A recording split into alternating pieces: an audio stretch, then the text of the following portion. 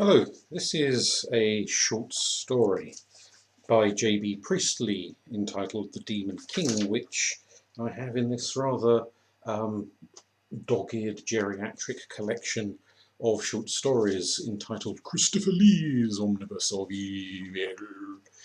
And I should really be recording this story much later in the year when it comes up to panto season, but it's as hot as hell today, and so a story about the Demon King seems somehow appropriate and saves me the effort of having to think of anything original to record as well of my own, so I can rely on the talents of J.B. Priestley rather than my own rapidly dissolving imagination. So, the Demon King. Among the company assembled for Mr. Tom Bert's grand annual pantomime at the Old Theatre Royal, Brothersford, there was a good deal of disagreement. They were not quite the jolly friendly party they pretended to be, through the good offices of Thespian, to the readers of the Brothersfield Herald and the Weekly Herald Budget. The principal boy told her husband and about 55 other people that she could work with anybody, was famous for being able to work with anybody. But that, nevertheless, the management had gone and engaged as principal girl the one woman in the profession who made it almost impossible for anybody to work with anybody. The principal girl told her friend, the second boy, that the principal boy and the second girl were spoiling everything and might easily ruin the show. The Fairy Queen went about pointing out that she did not want to make any trouble, being notoriously easygoing, but that sooner or later the second girl would hear a few things that she would not like. Johnny Wingfield had been heard to declare that some people did not realise even yet that what audiences wanted from a panto was some good, fast comedy work by the chief comedian, who had to have all the scope he required. Dippy and Doppy, the broker's men, hinted that even if there were two stages, Johnny Wingfield would want them both all the time.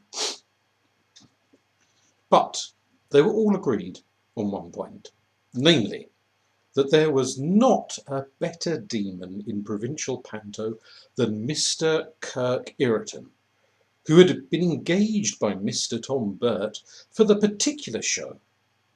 The pantomime was Jack and Jill. And those people who are puzzled to know what demons have to do with Jack and Jill, those innocent water fetchers, should pay a visit to the nearest pantomime, which would teach them a lot they did not know about fairy tales. Kirk Ireton was not merely a demon, but the Demon King. And when the curtain first went up, you saw him on a darkened stage standing in front of a little chorus of attendant demons, made up of local baritones at 10 shillings a night. Ireton looked the part, for he was tall and rather satanically featured, and was known to be very clever with his makeup. And what was more important, he sounded the part too, for he had that tremendous bass voice of most demonish quality. He had played Mephistopheles in Faust many times with a good touring opera company. He was, indeed, a man with a fine future behind him. If he had not been for one weakness, pantomime would never have seen him. The trouble was that for many years now he had been in the habit of lifting the elbow. Rather too much. That was how they all put it. Nobody said that he drank too much, but all agreed that he lifted the elbow. And the problem now was, would there be trouble because of this elbow lifting? He had rehearsed with enthusiasm, sending his great voice to the back of the empty forlorn gallery in the 2 numbers allotted to him. But at the later rehearsals there had been ominous signs of elbow lifting. "Going to be all right, Mr. Ireton?" the stage manager inquired anxiously. Ireton raised his formidable and satanic eyebrows. "Of course it is," he replied somewhat hoarsely. "What's worrying you, old man?" The other explained hastily that he wasn't worried. "You'll go well here," he went on. "They'll eat those 2 numbers of yours. Very musical in these parts. But you know Bruddersford, of course. You've played here before." "I have," replied Ireton grimly, "and I loathe the damn place. Bores me stiff. Nothing to do in it." This was not reassuring. The stage manager knew only too well Mr. Ireton was already finding something to do in this town, and his enthusiastic description of the local golf courses had no effect. Ireton loathed golf too, it seemed, all very ominous. They were opening on Boxing Day night. By the afternoon it was known that Kirk Ireton had been observed lifting the elbow very determinedly in the smoke room of the Cooper's Arms near the theatre. One of the stage hands had seen him. "And by gow, he were lapping it up and all," said this gentleman, no bad judge of anybody's power of suction. From there, it appeared, he had vanished, along with several other riotous persons, 2 of them thought to be Leeds men, and in Bruddersford they know what Leeds men are. The curtain was due to rise at 7:15 sharp. Most members of the company arrived at the theatre early. Kirk Ireton was not one of them. He was still absent at 6:30, though he had to wear an elaborate make-up with glittering tinselled eyelids and all the rest of it, and had to be on stage when the curtain rose. A messenger was dispatched to his lodgings, which were not far from the theatre. Even before the messenger returned to say that Mr. Ireton had not been seen since noon, the stage manager was desperately coaching one of the local baritones, the best of a stiff and stupid lot, in the part of the Demon King. At 6:45, no Ireton. At 7, no Ireton. It was hopeless. "All right, that fellow's done for himself now," said the great Mr. Burt, who had come to give his grand annual his blessing. "He doesn't get another engagement from me as long as he lives. What's the local chap like?" The stage manager groaned and wiped his brow. "Nothing on earth except a bow-legged baritone from a Wesleyan choir." "He'll have to manage somehow. You'll have to cut the part." "Cut it, Mr. Burt. I've slaughtered it. And what's left of it he'll slaughter." Mr. Tom Burt, the sensible manager he was, believed in a pantomime opening in the old-fashioned way, with a mysterious dark scene among the supernaturals. Here it was a cavern in the hill beneath the magic well, and in these dismal recesses the Demon King and his attendants were to be discovered waving their crimson cloaks and plotting evil in good round chest notes. Then the Demon King would sing his number, which had nothing to do whatever with Jack and Jill or demonology either. The Fairy Queen would appear, accompanied by a white spotlight. There would be a little dialogue between them, and then a short duet.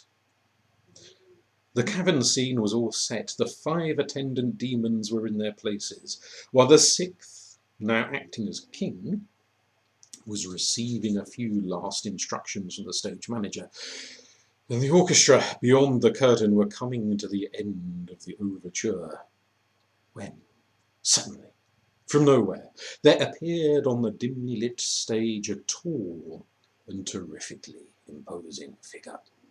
"My God, there's Ireton!"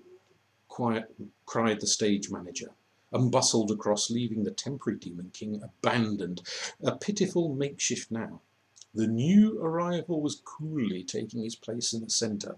He looked superb. The costume, a skin-tight crimson affair, touched with a baleful green, was far better than the one provided by the management. And the makeup was better still. The face had a greenish phosphorescent glow, and its eyes flashed between glittering lids. When he first caught sight of that face, the stage manager felt a sudden, idiotic tremor of fear. But being a stage manager first, and a human being afterwards, as all stage managers have to be, he did not feel that tremor long. For it was soon chased away by a sense of elation. It flashed across his mind that Ireton must have gone running off to Leeds, or somewhere, in search of this stupendous costume and makeup. Good old Ireton! He had given them all a fright, but it had been worth it. "All right, Ireton," said the stage manager quickly. "All right," replied the Demon King, with a magnificent, careless gesture.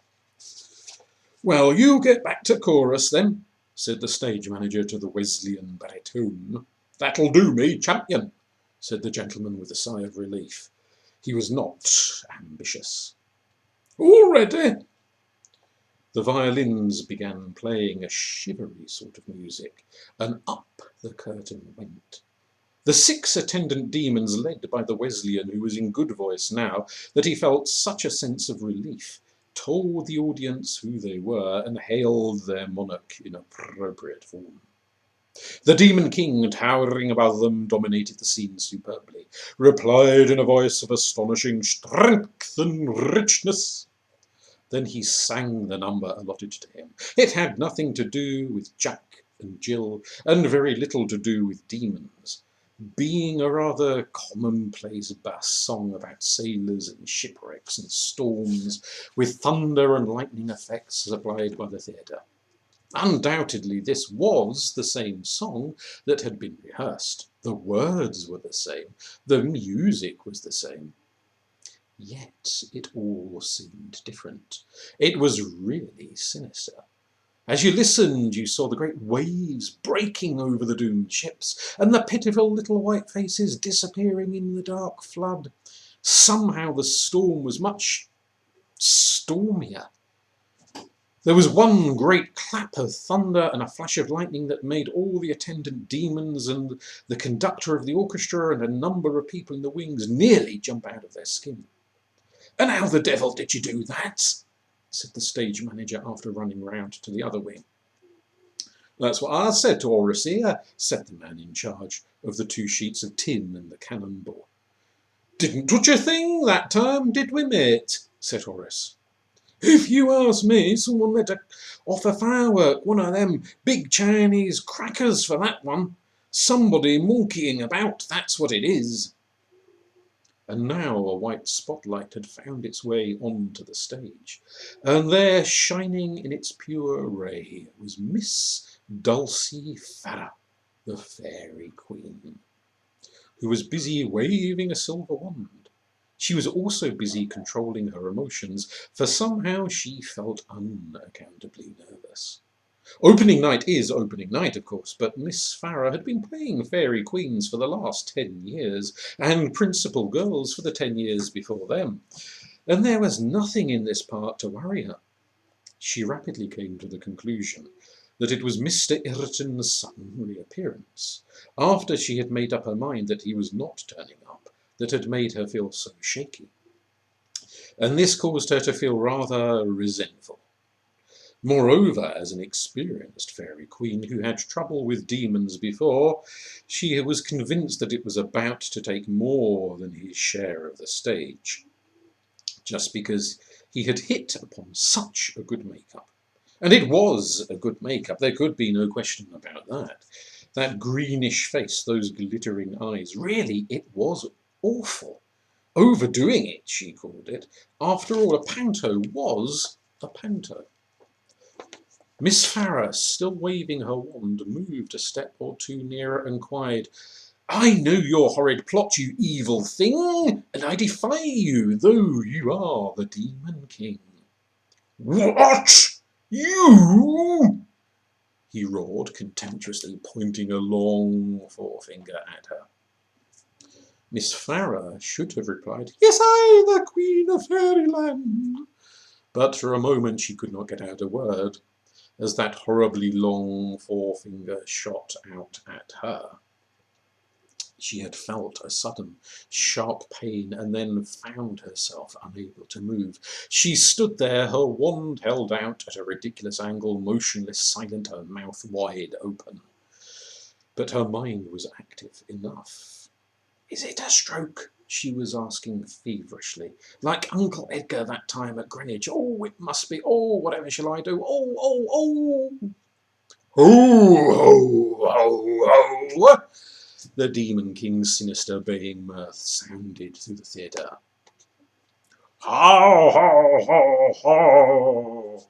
This was from the Wesleyan and his friends, and it was a very poor chorus of laughs, dubious, almost apologetic. It suggested that the Wesleyan and his friends were out of their depth, the depth of respectable Brottersfordian demons. Their king now made a quick little gesture with one hand, and Miss Farrar found herself able to move and speak again. Indeed, the next second she was not sure that she had ever been unable to speak and move. That horrible minute had vanished like a tiny bad dream. She defied him again, and this time nothing happened, beyond an exchange of bad lines of lame verse. There were not many of these, however, for there was the duet to be fitted in, and the whole scene had to be played in as short a time as possible. The duet, in which the two supernaturals only defied one another all over again, was Early Verdi, by way of the local musical director. After singing a few bars each, they had a rest while the musical director exercised his 14 instrumentalists in a most imposing operatic passage. It was during this halt that Miss Farrar, who was now quite close to her fellow duettist, whispered, "You're in great voice tonight, Mr. Irriton. Wish I was too. Too nervous. Don't know why I am, but I am. Wish I could get it out like you." She received as a reply a flash of those glittering eyes. It really was an astonishing make-up. And a curious little signal with the long forefinger. There was no time for more, for now the voice parts began again. Nobody in the theatre was more surprised by what happened than the Fairy Queen herself. She could not believe that the marvellously rich soprano voice that came pealing and soaring belonged to her. It was tremendous. Covent Garden would have acclaimed it.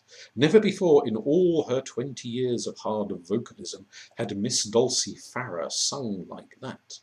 Though she had always felt that somewhere deep inside her there was a voice of that quality, only waiting the proper signal to emerge and then astonish the world. Now, in some fantastic fashion, it had received that signal. Not that the Fairy Queen overshadowed her supernatural colleague, there was no overshadowing him. He trolled in a diapason bass, with the fine fury of gesture. The pair of them turned that stolen and botched duet into a work of art and significance. You could hear heaven and hell at battle in it. The curtain came down on a good rattle of applause. They are very fond of music in Bruddersford, but unfortunately the people who attend the first night of the pantomime are not the people who are most fond of music. Otherwise there would have been a furore. "Great stuff, that," said Mr. Tom Burt, who was on the spot. "Never mind him, Jim. Let 'em take a curtain. Go on, you two, take a curtain."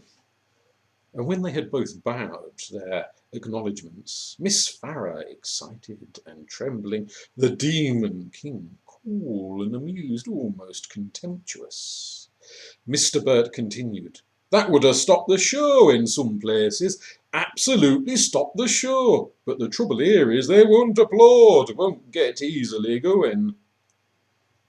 That's true, Mr. Burt, Miss Farrar observed. They take a lot of warming up here. I wish they didn't. Don't you, Mr. Irriton? Easy to warm them, said the tall crimson figure. Well, if anything could, that ought to have done, the lady remarked. That's so, said Mr. Burt condescendingly. You are great, Irriton, but they won't let themselves go. Yes, they will.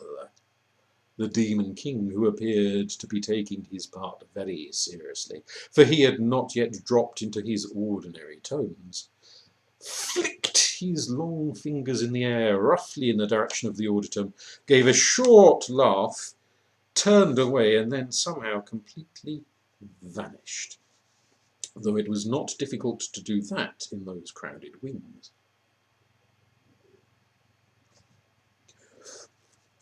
Half an hour later, Mr. Burt, his manager, and the stage manager all decided that something must have gone wrong with Bruddersford.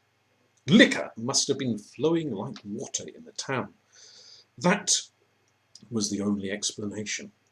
Either they're all drunk or I am, cried the stage manager.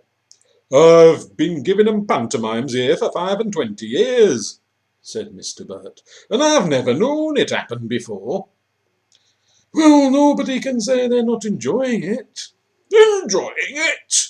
They're enjoying it too much. They're going daft. Honestly, I don't like it. It's too much of a good thing. The stage manager looked at his watch.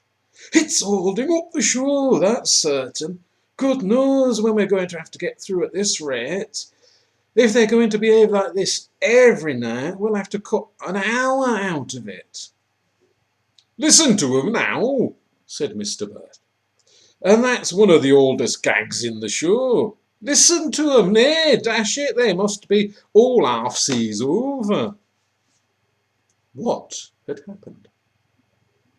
Why, this, that the audience had suddenly decided to let itself go in a fashion never known in Bruddersford before.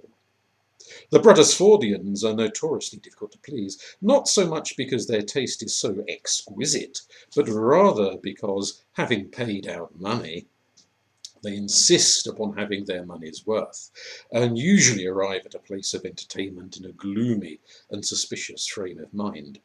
Really tough managers like to open a new show in Bruddersford, knowing very well that if it will go there, it will go anywhere.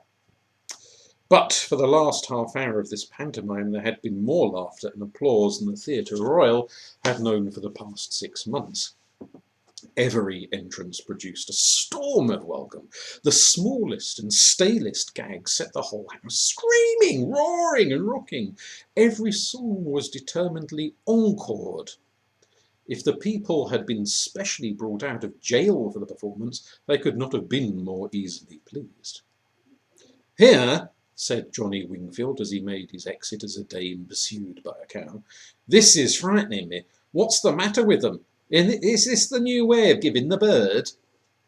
Don't ask me, said the principal boy. I wasn't surprised that they only gave me such a nice welcome when I went on, because I've always been a favourite here, as Mr. Burt will tell you, but the way they're carrying on now, making such a fuss over nothing, it's simply ridiculous. Slowing up the show, too. After another quarter of an hour of this monstrous enthusiasm, the delirium, Mr. Burt could be heard grumbling to the principal girl with whom he was standing in that close proximity which principal girls somehow invite.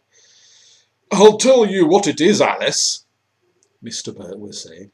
If this goes on much longer, I'll make a speech from the stage, asking 'em to draw it mild. Never known them to behave like this. And it's a funny thing. I was only saying to somebody. Now, who was it I said that to? Anyhow, I was only saying to somebody that I wish this audience would let themselves go a bit more. Well, now, I wish they wouldn't. And that's that. There was a chuckle. Not loud, but rich and distinctly audible. "Here!" cried Mr. Burt. "Who's that? What's the joke?" It was obviously nobody in their immediate vicinity. "It sounded like Kirk Ireton," said the principal girl, "judging by the voice." Mr. Ireton was nowhere to be seen. Indeed, one or two people who had been looking for him, both in his dressing room and behind, had not been able to find him. But he would not be on again for another hour, and nobody had time to discover whether Ireton was drinking again or not. The odd thing was, though, that the audience lost its wild enthusiasm just as suddenly as it had found it, and long before the interval it had turned into the familiar, stolid Bruddersford crowd, grimly waiting for their money's worth. The pantomime went on its way exactly as rehearsed, until it came to the time when the demons had to put in another appearance.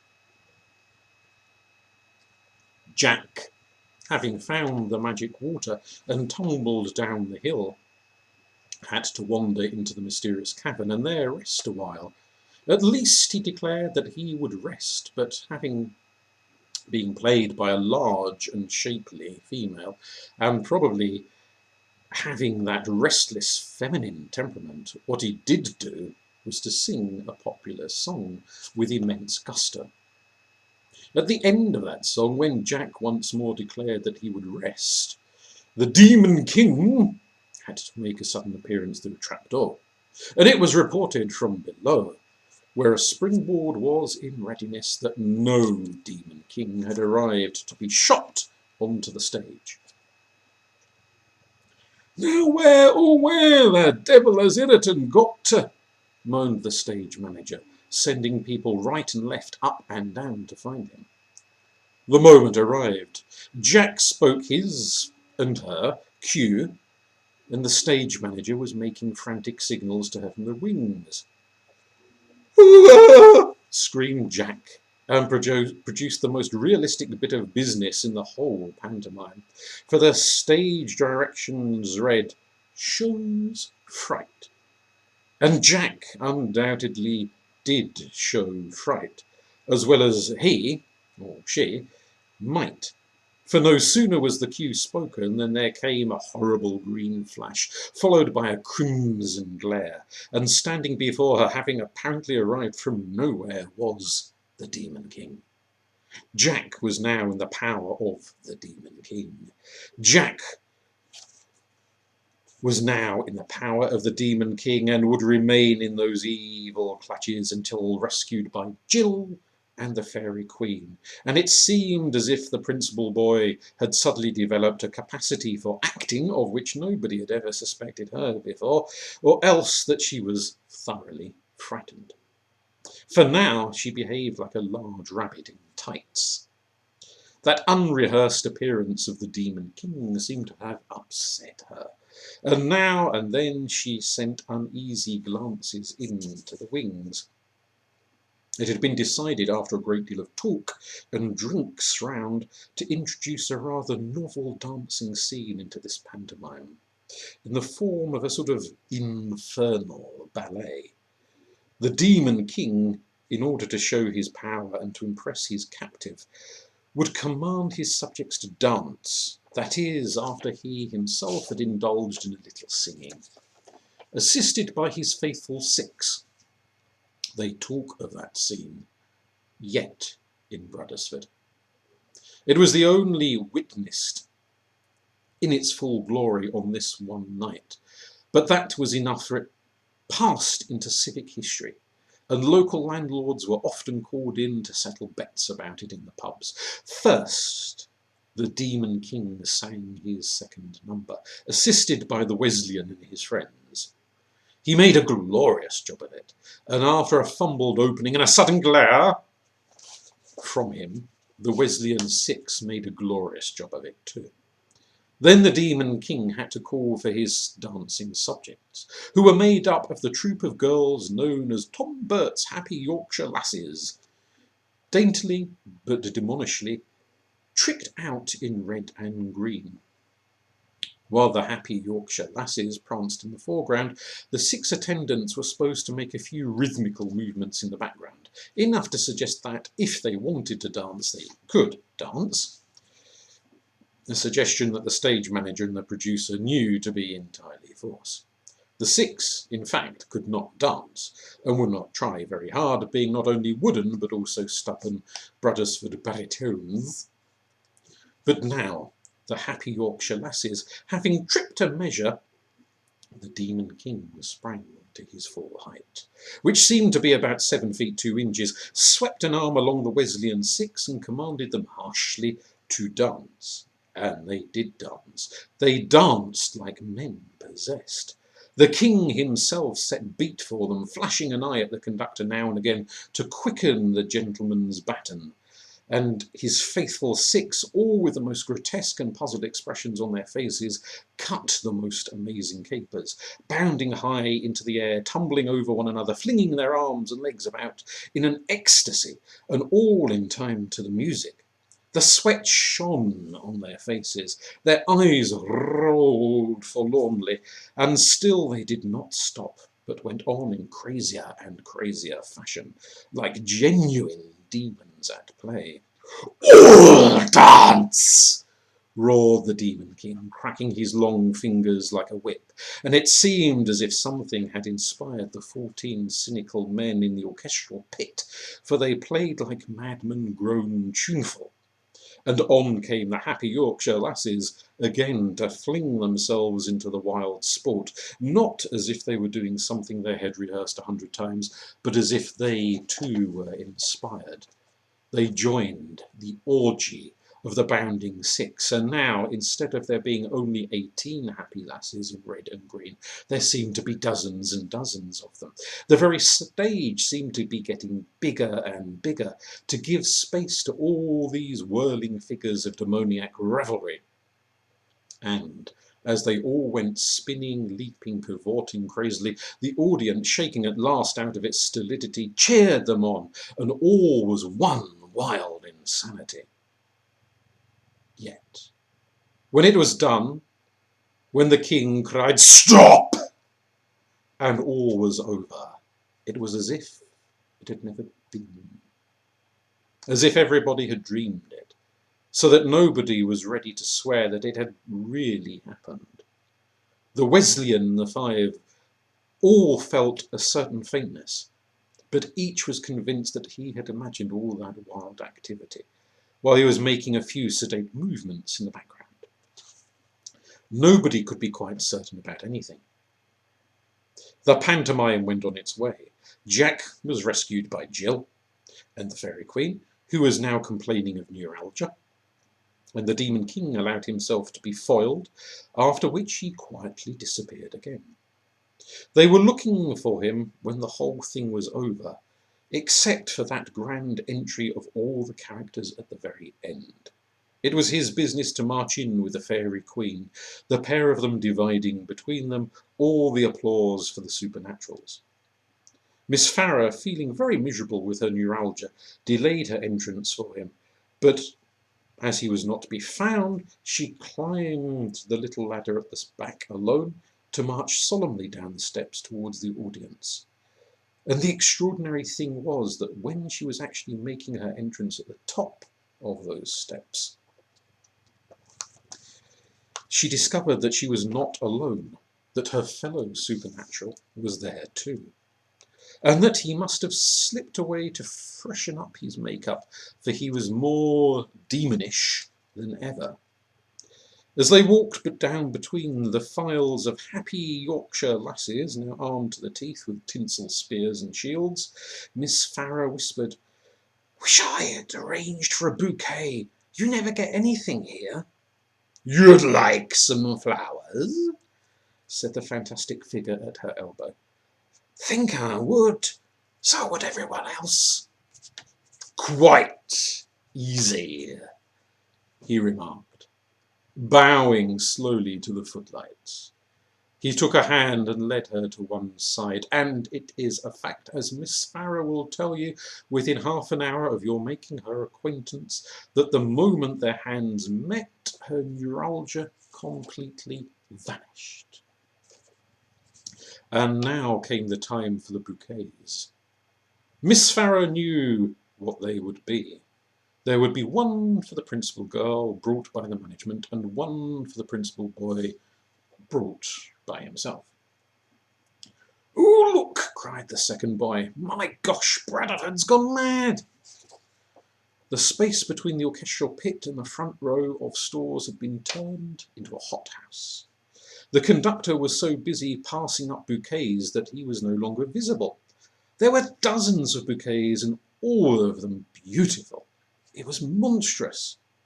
Somebody must have spent a fortune on flowers. Up they came, while everybody cheered and every woman with a part had at least 2 or 3. Miss Farrow, pink and wide-eyed above the mass of orchids, turned to her colleagues amongst the supernaturals, only to find that once again he had disappeared. Down came the curtain for the last time, but everybody remained standing there, with arms filled with expensive flowers, chattering excitedly. Then suddenly somebody cried, "Ooh!" and dropped her flowers. And others cried, "Ooh!" and dropped their flowers. Until at last everybody who had a bouquet had dropped it and cried, "Ooh!" "Hot!" cried the principal girl, blowing on her fingers. "Hot as anything, weren't they? Burnt me proper! That's a nice trick!" "Ooh, look!" said the second boy once more. "Look at 'em! All withering away!" And they were, every one of them, all shedding their colour and bloom, curling, writhing, withering away. "Message came through for you, sir, an hour since," said the doorkeeper to the manager. "Only I couldn't get at you. From the Leeds Infirmary it is.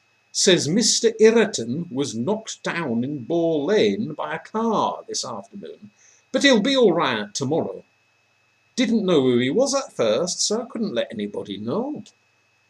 The manager stared at him, made a number of strange noises, then fled, signing various imaginary temperance pledges as he went. "Here, and another thing," said the stagehand to the stage manager. "That's where I saw the bloke last. He was there one minute, and next minute he wasn't, and look at the place, all scorched." "Aye, that's right," said his mate. "And what's more, just you take a whiff. That's all, just take a whiff. Who started using brimstone in the theatre?